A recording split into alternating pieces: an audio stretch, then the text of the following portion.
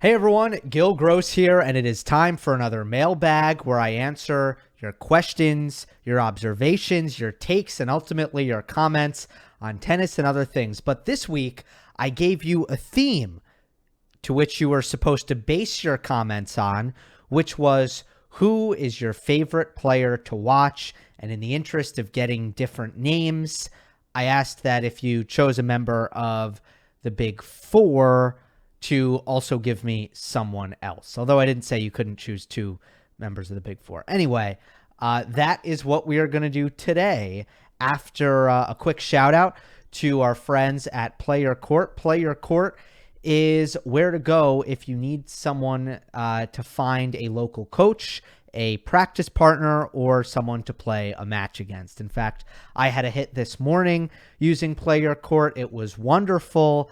And I recommend you do the same because the number one reason people stop playing tennis is because they can't find anyone to play with. I don't want that to happen to you. So I've arranged a special 50% discount for you to join the PlayYourCourt community using the special link, playyourcourt.com/Gill Gross.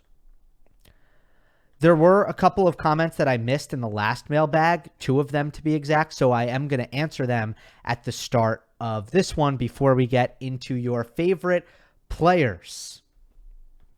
From Swagat. Hey, Gil, this is a comment that got missed, yada, yada, yada.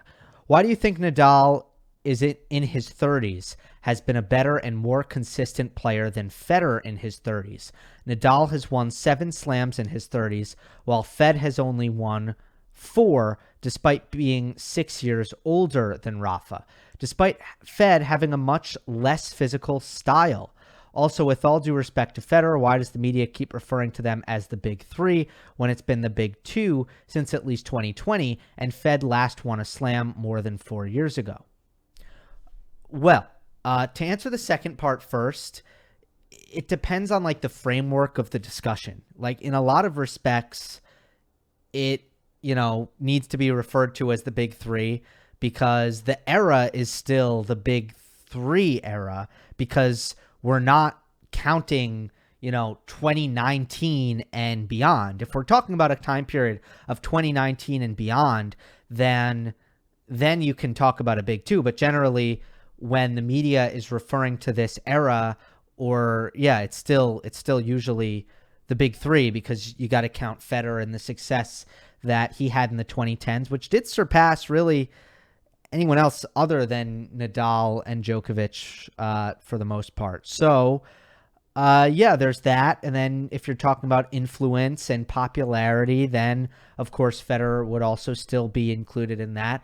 Not to mention the last time, when he has played, when he has been healthy, he really has been in the mix. I mean, if you forget about like last year's mess of a comeback where his knee really still wasn't good and he wasn't still at a high level, he left off the start of 2020 making a semifinal at the Australian Open, and then 2 tournaments before that, he had match points at Wimbledon. So I feel like the book hasn't closed on Federer's contendership when healthy, and there hasn't been enough chapters written where he's been playing and he hasn't been really competing, if that makes sense. As for the first part, I had to think about this pretty hard, and I like the question.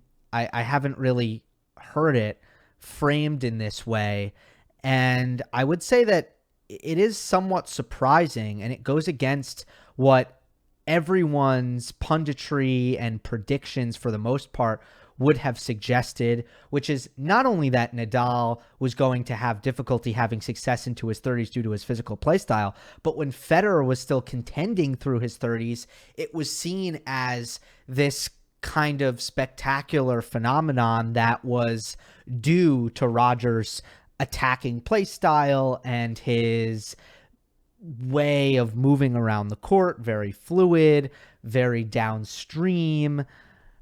But when you look at the numbers, of course, it's kind of gone the other way. Well, one of the more results-based answers to this question is that Nadal has remained the player to beat on clay, where Federer kind of lost his stranglehold on Wimbledon in his 30s.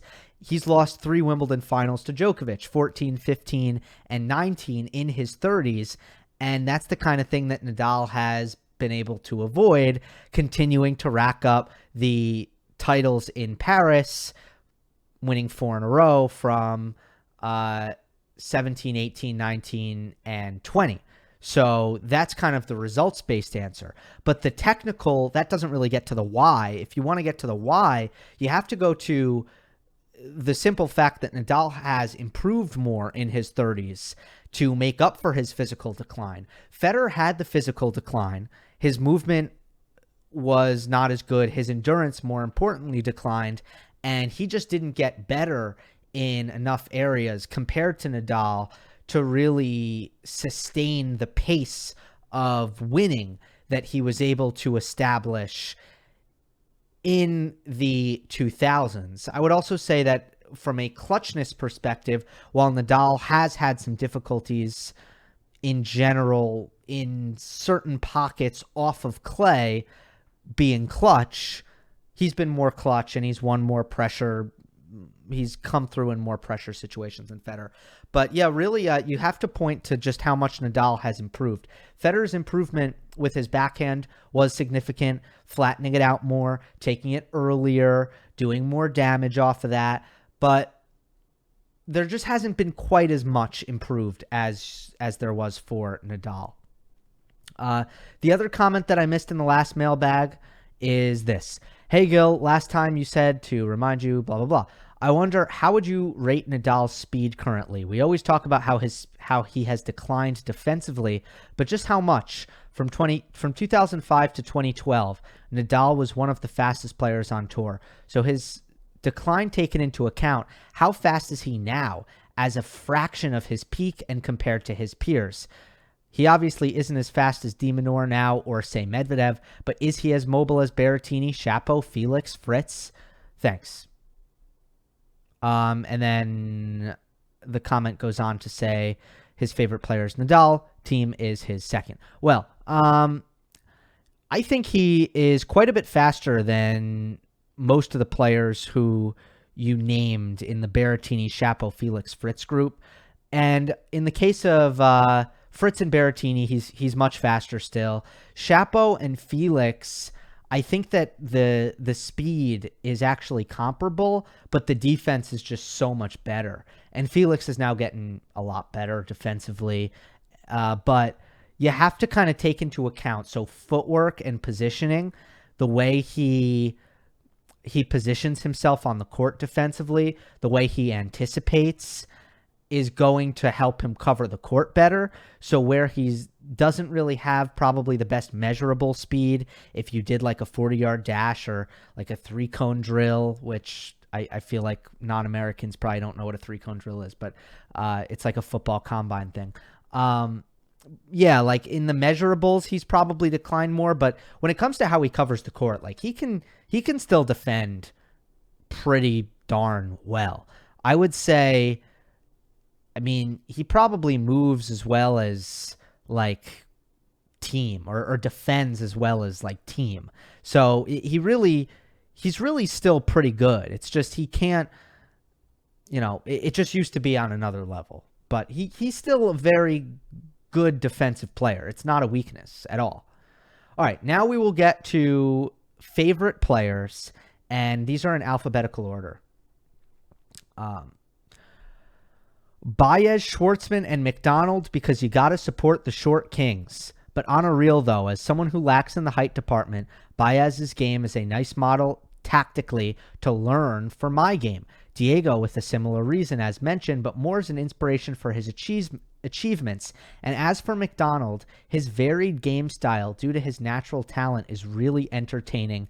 And also a shout out to Ferrer, although they were not able to watch him. Well, despite this only being the first comment because Baez starts with a B, it's a great way to start because you guys know, or if you're new to the channel, David Ferrer was the player who I fell for. That was the player who tugged on the heartstrings, the player who I rooted for. And I've talked about this before on the channel, but doing this, as a job and having to analyze and predict and all of that, it's really taken the fan out of me. And nowadays I really do not care who wins and who loses, other than usually I prefer that my pick is correct. When I do make a pick, I would like to be right. So this is a great place to start, because this is kind of where my fandom of Federer came from. I just saw a player who, and by the way, it's a reason why I got into tennis, because my other sport was actually baseball. And the thing is with batting in baseball is I lacked power. I was a singles hitter.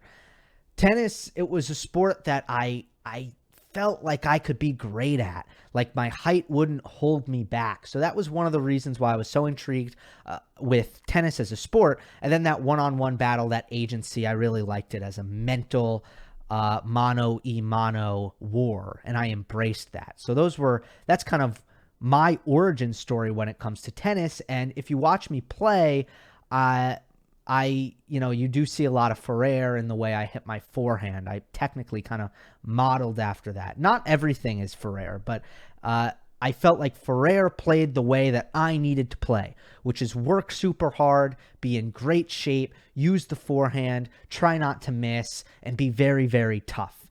And, for Baez and Schwartzman and McDonald, not exactly Federer-like players specifically, and I got to study Baez more. I haven't really gotten to that. I've enjoyed his tennis for sure, but I got to really dig into him a little bit more.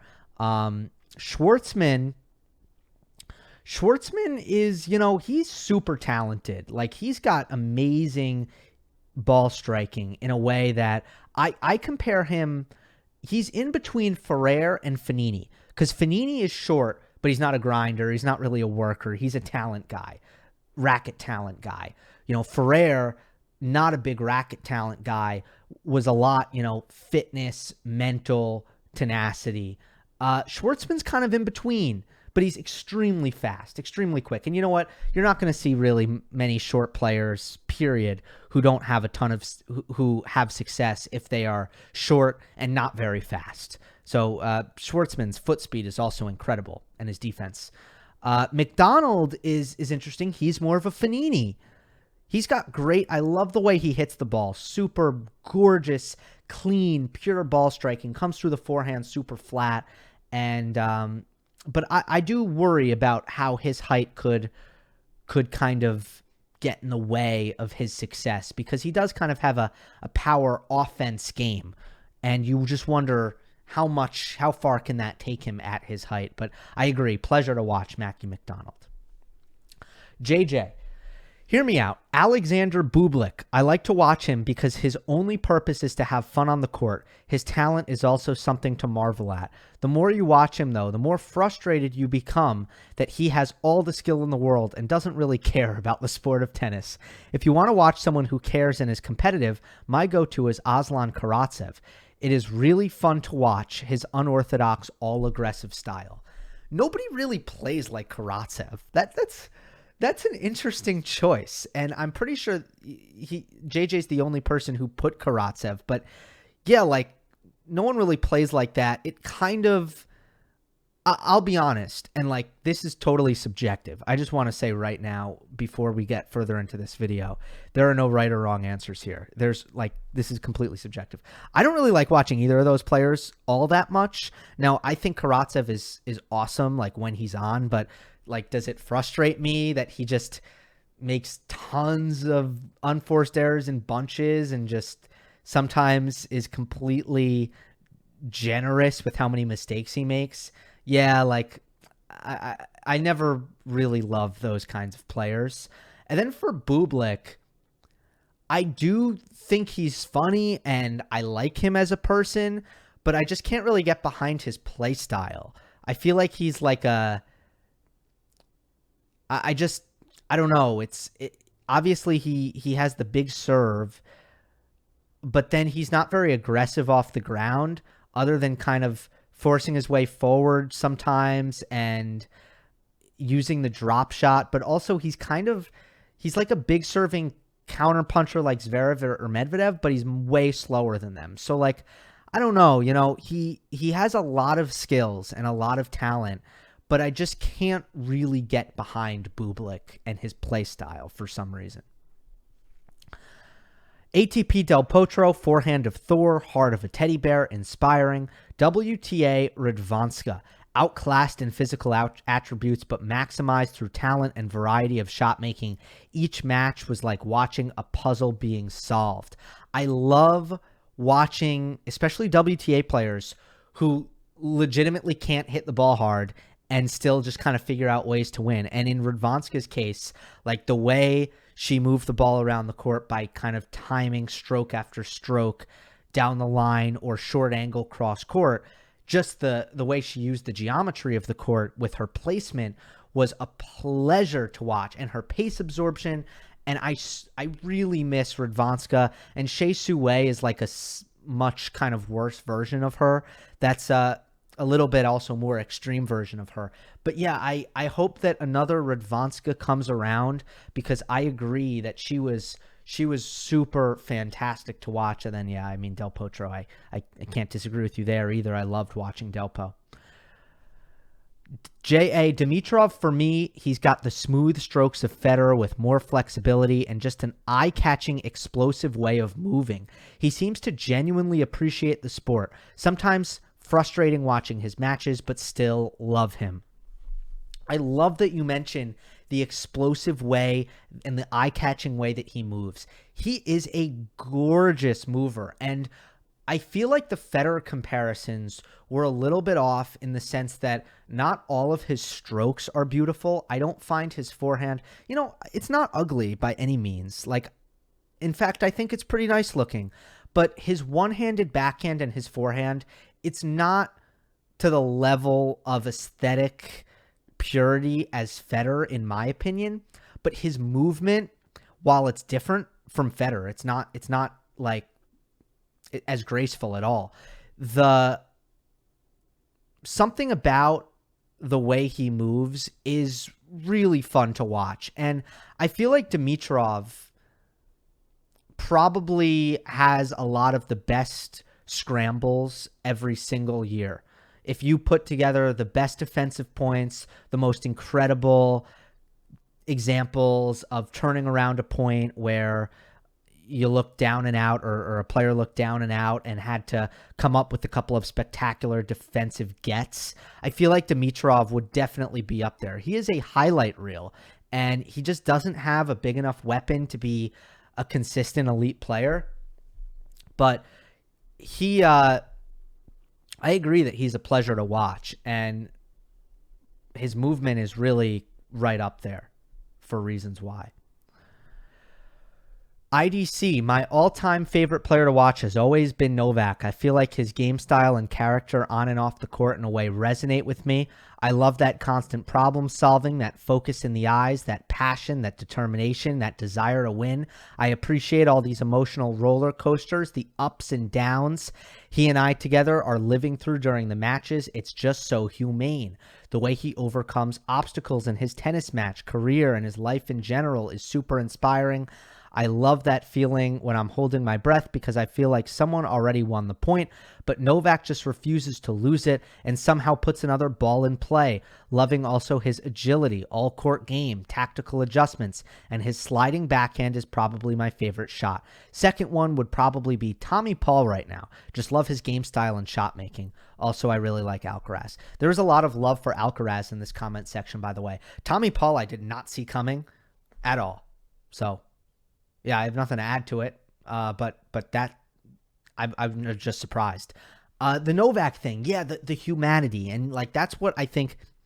It's so funny, and I knew this was coming, but reading through these comments, you have some that are going to point to, and I won't get too into this, but are going to point to kind of the more even-keeledness, the sportsmanship in the sense of like not really being angry and having that kind of level-headedness and etiquette on the court. But to others, the humanity of Djokovic's sort of ups and downs in a lot of his more difficult matches are going to resonate with other fans. And it's really a personal preference, and that's why I that's why I kind of, from an outsider's perspective, I'm kind of accepting of all different personalities and conducts on court, unless it comes at the expense of someone else, like a ball person or an umpire. And only then will I really call out a player's behavior on court, because other than that, it's to each their own. Like, and if you want to dislike a player for the way they act, cool. That's sports. You root for certain athletes and teams, you root against other athletes and teams. That's the whole point of this. So you're never going to see me calling out players for smashing rackets. You're just not. And, if you hate it, that's fine. Like, I would also never call you out for hating it either, if you know what I mean. And that's not me like trying to please everyone and not upset everyone. That's literally how I feel. It's better for the sport if you have people who act differently in different ways that galvanize or perhaps polarize different sorts of fans. As for Novak, I agree that the best part of the most exciting part of his game is probably his scrambling, and the way he moves and defends, to me, is the most thrilling part of Novak's game. But then if you're a real junkie for like technique, and if you're like have the mind of a coach and you like things done textbook and like perfect, that's also another reason why Novak's game really stands out, because everything is so finely tuned with the way he plays the game. From Paul, I am really into next-gen players, mostly FAA number 1 and Hurkacz number 2, as they are who I feel the most gentlemanly players on tour. There you go, folks. I am also excited for Carlos and Berrettini to see where they go. Gael Monfils is also a player I look forward to watching to see what stunts he will perform. Not a fan of the group I feel bends the rules or abuses referees and ball kids, i.e. Tsitsipas, Zverev, Medvedev, but I still follow their performance. In summary, top 5 is FAA, Hurkacz, Monfils, Alcaraz, Berrettini. FAA gets the cake because of his exceptional skills, and he represents me as a minority and as a Canadian. His recent performance suggests that he can be at the top of the next gen. Thank you, Uncle Tony. Otherwise, watching Felix games would be difficult for my cardiac health. I love it. I feel like the big three have been around too long and have become boring to me. Not their play, which remains very impressive, but who they are. I like each of them in different ways and wish them all the best. However, I am tired of the sport being reduced to just them and who is the GOAT. Yeah, wow. I mean, there's so much to unpack. That's a great comment. I would say, yeah, I mean, the gentlemanly thing speaks to my last point. All of the players you chose are, I don't know much about Alcaraz off the court, but total sweethearts off the court and like super popular players that everyone gushes about and raves about. Like nobody has a rivalry with Hubert Hurkacz or Gael Monfils or FAA. Like these are just loved players that you seem to gravitate towards.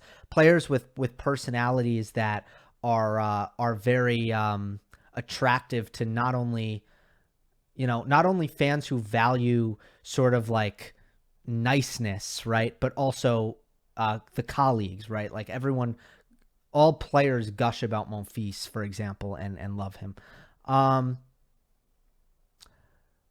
Let's see. Yeah, I mean, representation is important. And I'm super surprised that there were not more comments that said like, hey, Gil, like I'm from... I don't know. I'm from Bulgaria, so Dimitrov is my guy. Like, I'm just surprised I didn't see more of that.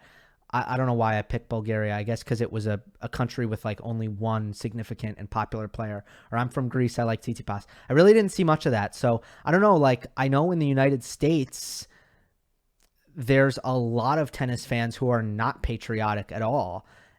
So I don't know. Like maybe it's like that all around the world.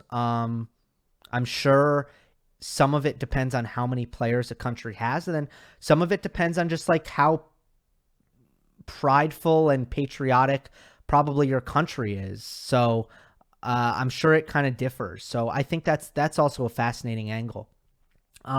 I don't have much to add about the whole big three narrative, but I could understand why. And like you're talking about, obviously, full disclosure, I have a podcast like dedicated to only the big three, but I totally get why a diehard tennis fan can be a little bit tired of the fact that three players cast such a big shadow and generate so much attention from the fan bases and the media in the sport, where there are really so many other players to appreciate. So I could totally see where that comes from. From Pedro, Federer is number one. After that, probably Medi. Seeing a guy of his size move and defend the way he does on a tennis court is magical. Some of the shots he pulls off are crazy, and the unorthodox form on his shots is funny. I also like his personality quite a bit, except when he gets mad and starts being disrespectful. I agree with the last part, and I've said this before. I really like his personality, but then I also think he's just a total a-hole sometimes, which is not ideal. So... in terms of the way he moves, for his size and the shots he pulls off, he's totally an aficionado's player. Now, like he'll get mainstream, I think, if he continues to win, and he'll have a big fan base. But there's never been anyone who plays like him. And let's face it, that's a dynamic that comes with anything. If you are a big music fan, you're probably not going to be attracted to the most popular music being played on the radio all the time. You're going to look for stuff that sounds interesting and sounds unique. If you are a food guy like me, a big foodie, you're probably going to be excited by new flavors, stuff that tastes interesting, stuff that maybe a lot of other people wouldn't even try. Like, that's the stuff that will excite you. And I just feel like Medvedev is that guy as a player. It's like, this is something really new and unique. Yeah.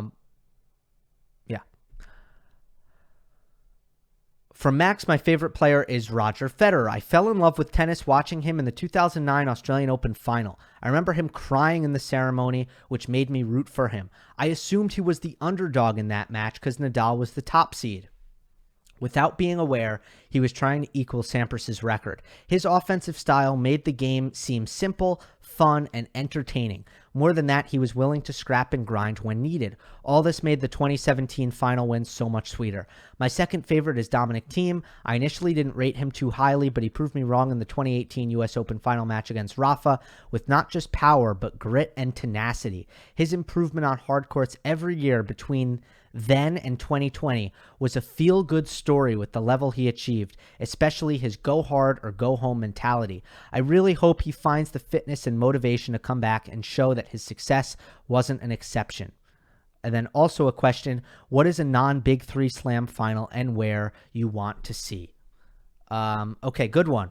For Federer, that's so funny because sometimes when you come into the sport really matters, right? So, like, you watching Federer and thinking he's the underdog there is really funny, but also super understandable.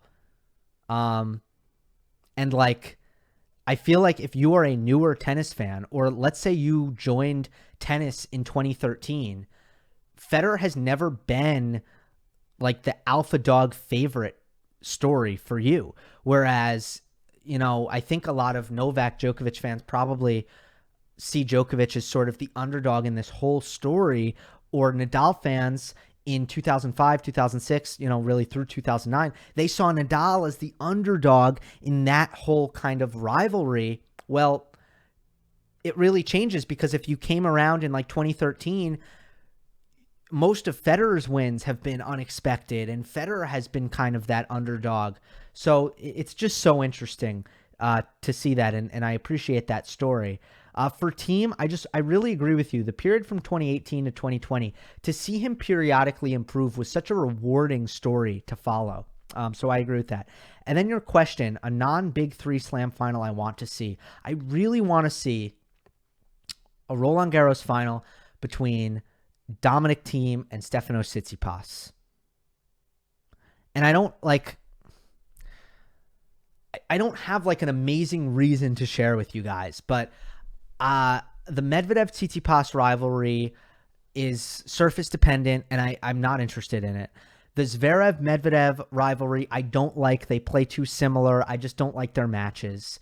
The Zverev-Tsitsipas rivalry, I mean, it's fine, I guess. I'm just, they haven't played enough good matches really for me to get into it. I guess Acapulco is decent. For Thiem and Tsitsipas, they are kind of the Clay heir apparents, ignoring Alcaraz for now, and they haven't met in Paris. And I want to see that so bad. I want to know what happens, what would happen. And also talk about forehands that are really produced very differently, but two of the best in the sport. And then, you have the two one-handers. I just feel like they would, it would just make for a really special clash. And for some reason, it's just mouthwatering to me to think about that matchup. From Andrew, Federer, again, this is alphabetical, so we might get repeats. Federer is my favorite to watch because of his smooth style, and I also started watching tennis seriously in 2013. The narrative around him is that he was too old to win another slam, was having too many injuries. So when I became a fan, it was sort of like rooting for an underdog that culminated in the 2017 Australian Open victory.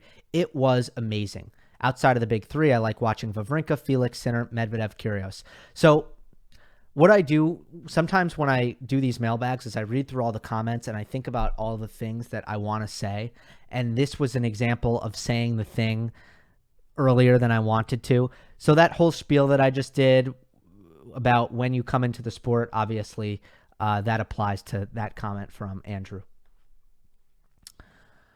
I love watching the Big Four play, but for the sake of putting more names into the hat, I'd say Fabio Fognini. He makes it look so easy, and when I first watched him, I thought he was walking around the court. He gets so much power on his ground strokes as well. His antics may be a bit much, but a very entertaining player nonetheless. I'm surprised that Fognini doesn't have more fans. Does he walk around like he thinks he is the greatest thing that has ever graced the earth? Yes. Does he try 100% all the time? Absolutely not. But the way, talk about making it look easy. I mean, he makes it look easier than anyone. He makes it look easier than Federer. I mean, it's his anticipation and then his easy power and the way his ground strokes come off so smooth and so clean and so powerful. He takes the ball so early. I just think he is a fascinating player to watch, especially live, because he's just so talented. His racket talent is up there with anyone in the world. From Kailash, I would say Hugo Gaston is great to watch, very creative. Chilic when he is in full flow. Roger in full flow is a treat to the eye. I personally do not prefer machine-like players from an entertainment perspective.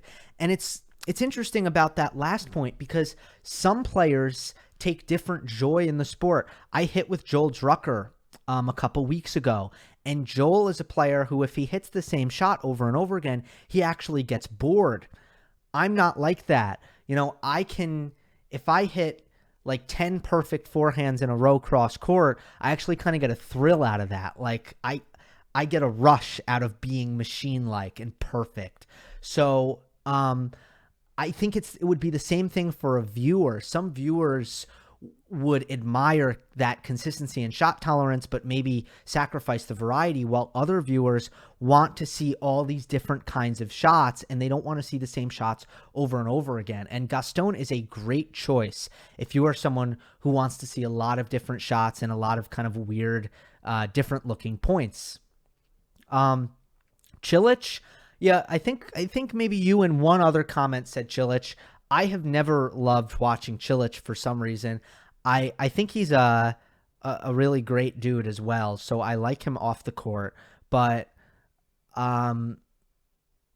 yeah, something about just something about his offensive game I just haven't enjoyed as much as maybe some other offensive games. And I don't know what the reason for it really is. Maybe it's also his movement and his footwork is just a little bit hard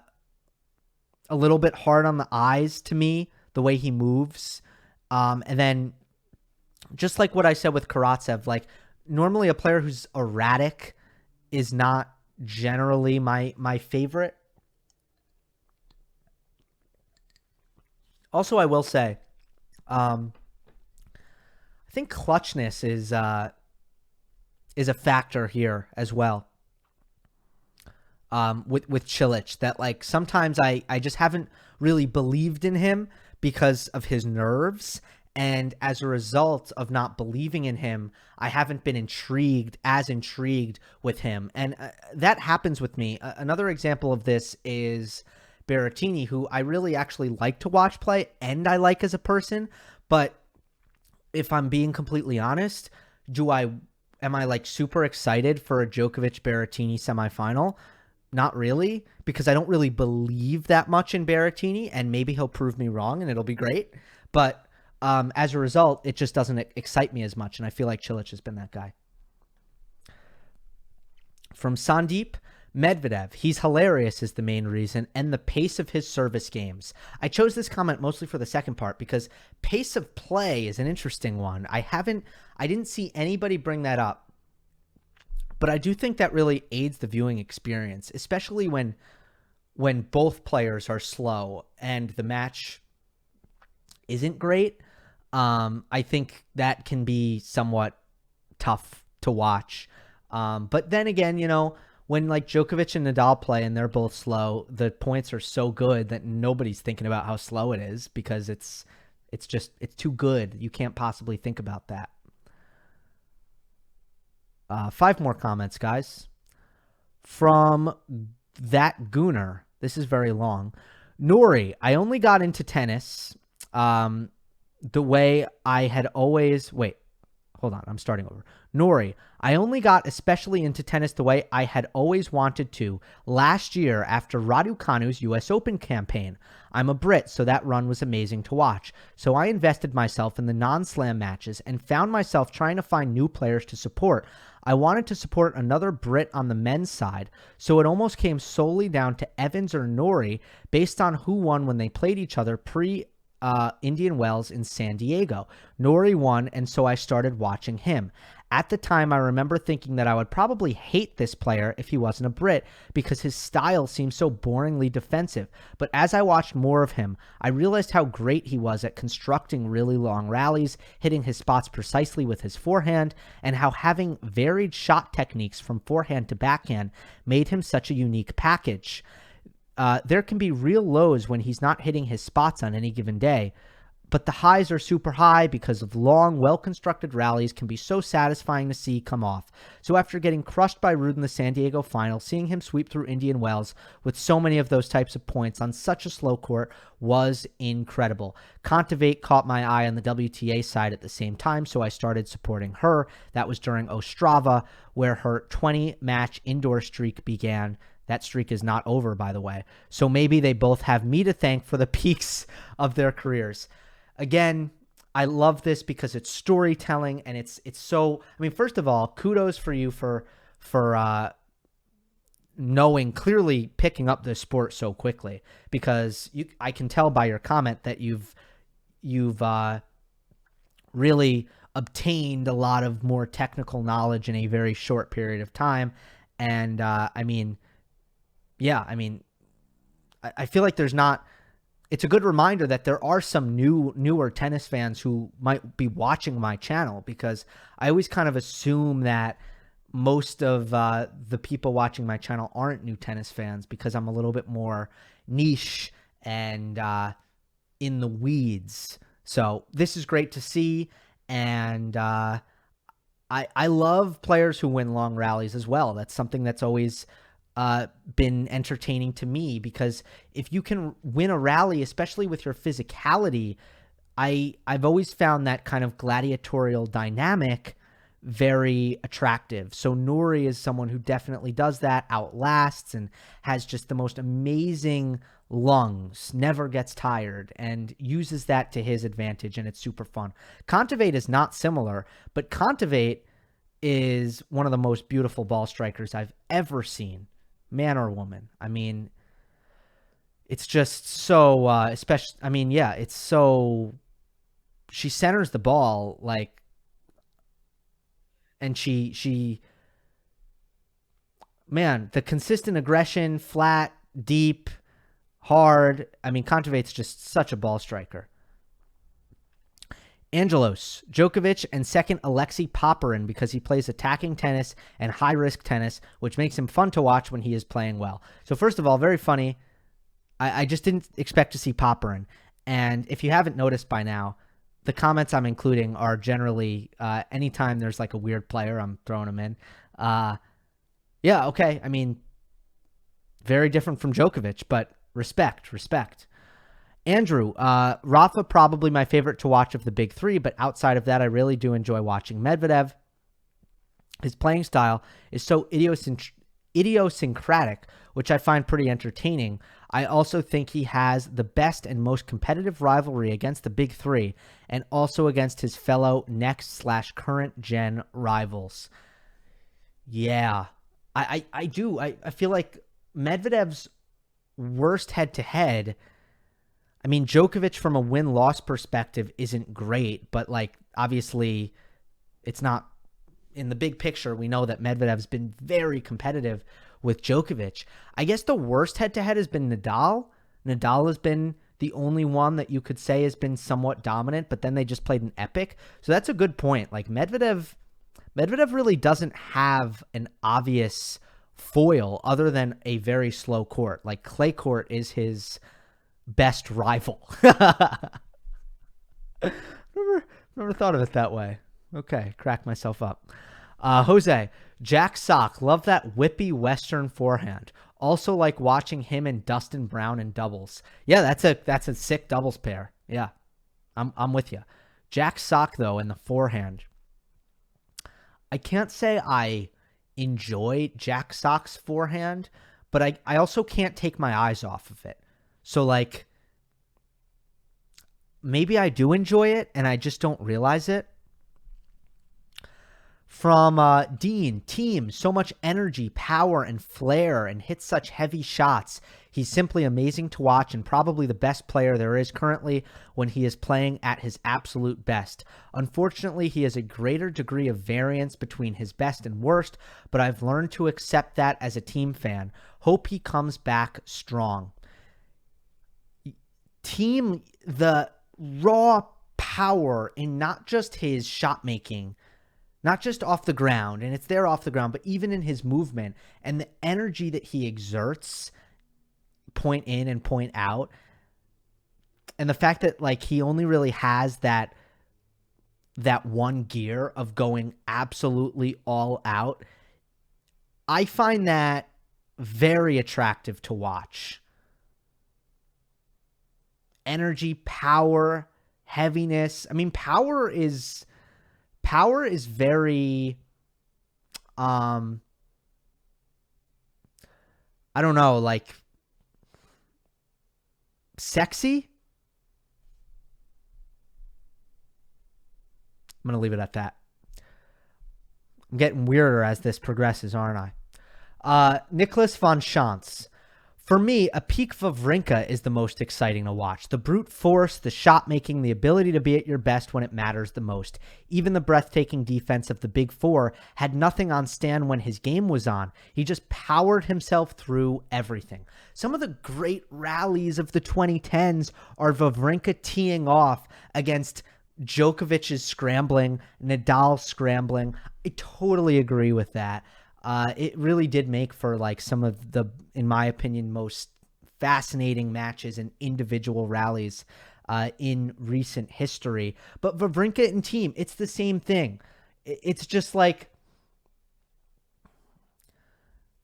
especially power when it doesn't come from huge size. And especially power when it's not too bang bang. Power that still produces rallies, because I do believe most tennis fans appreciate rallies. Nobody here said Isner. Nobody here said Opelka. I like watching a lot of Isner matches as long as it's not against another huge serve. I actually enjoy Isner and Opelka personally. I really do, and I know that might be surprising coming from a Ferrer guy, but I do. I think there's a lot of perks and benefits. But when tons of power comes off both wings, far behind the baseline, you know, lots of kind of sustained aggression, and obviously Nadal is in that camp too. That is definitely a style that attracts a lot of fans, just like some fans might go more towards the more crafty variety. I want to see players come to net. I want to see players hit slice. I want to see players use drop shots. I want to see players take the ball early and finish points. So yeah, it's a different kind of aggression with Thiem and Vavrinka and Nadal. I would say like the other kind is more like Federer and Tsitsipas, with kind of the point ending, force the issue, come forward kind of thing. So yeah, that was a bit of a tangent at the end there. So I didn't take any stats, and I want to wrap it up with this. I didn't take any stats, and obviously, like, the people who comment on my mailbag is not any scientific data set whatsoever.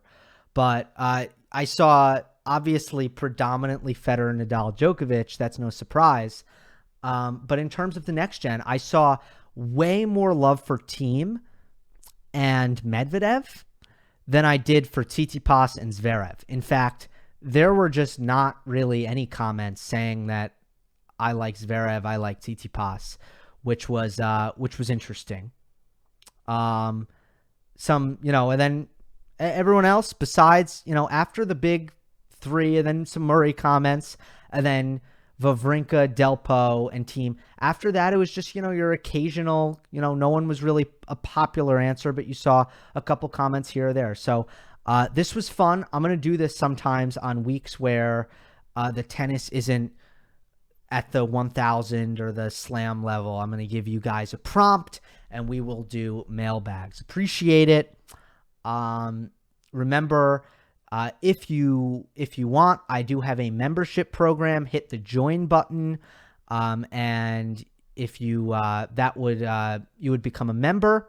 I would be able to see that. You would get priority in answering comments, in me answering your comments in these mailbags, and it would be a donation of $2 per month. Hope you enjoyed. Don't forget to subscribe. I'll see you next time.